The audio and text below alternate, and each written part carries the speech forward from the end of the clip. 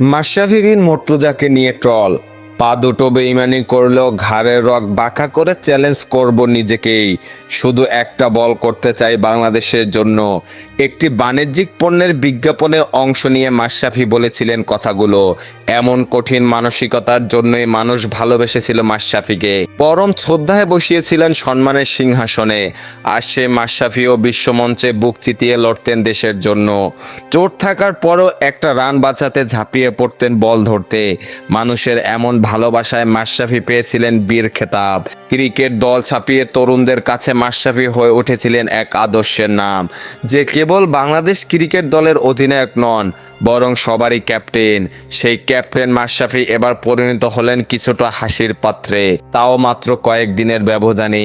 কোটা সংস্কার আন্দোলনের দেশ জুড়ে যখন চলছে চরম অস্থিরতা, সরকারি হিসাবে যখন নিহতের সংখ্যা ছাড়িয়েছে 150 ঘর, বেসরকারি হিসাবে সেই সংখ্যাটাকে বলা হচ্ছে আরও অনেক বেশি।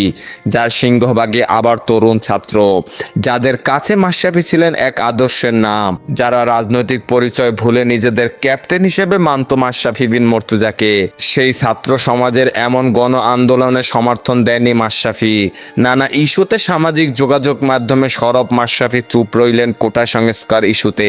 ছাত্র সমাজের পক্ষ থেকে বারবার মাশরাফির সমর্থন চাওয়া হলেও তিনি নির্বিকার রইলেন অন্য সব নেতার মতোই। স্বাভাবিকভাবে তাই মাশরাফিকে নিয়ে সমালোচনায় মেতেছে সমর্থকরা। মহানায়ক মাশরাফি গেছেন রাজনীতিক মাশরাফিতে। ক্ষুদ্র তার ভক্তরা, যারা এতদিন ভালোবাসা আর সম্মানে মাথায় বসিয়েছিলেন মাশরাফিকে, এবার সেই তারাই মাশরাফির একটি দেয়াল ছবিকে ব্যঙ্গ করে জোকার বানিয়ে দিয়েছেন তাকে। সেই ছবিতে নিক্ষেপ করেছেন জুতা। বুধবার সামাজিক যোগাযোগ মাধ্যমে এমন একটি ছবি ও ভিডিও ছড়িয়ে পড়েছে। ছবির দুপাশে লেখা ওহ ক্যাপ্টেন, মাই ক্যাপ্টেন মুছে ফেলা হয়েছে। মাশরাফিকে বলা হচ্ছে ক্লাউন। যেই ছবি সামাজিক যোগাযোগ মাধ্যমে ছড়িয়ে পড়লে সেই ভিডিওর কমেন্ট বক্সেও মাশরাফিকে নিয়ে ক্ষোভ ঝাড়ছেন সমর্থকরা। একই সঙ্গে সমর্থকরা ক্ষোভ ঝাড়ছেন মাশরাফির রাজনৈতিক সতীর্থ বাংলাদেশের গ্লোবাল আইকন সাকিব আল হাসানের প্রতিও।